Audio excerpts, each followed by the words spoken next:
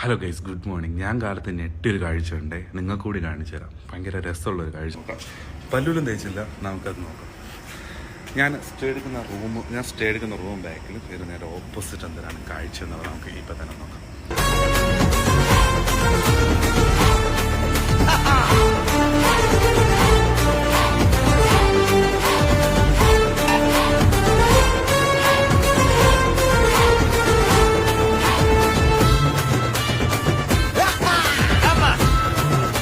വണ്ടിയായിരുന്നു കാണണ്ടേ ഗൈസ്.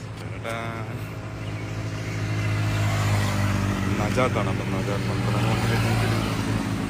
ഞാൻ പോയി അത് പല്ല് വെച്ചിട്ടുണ്ട്.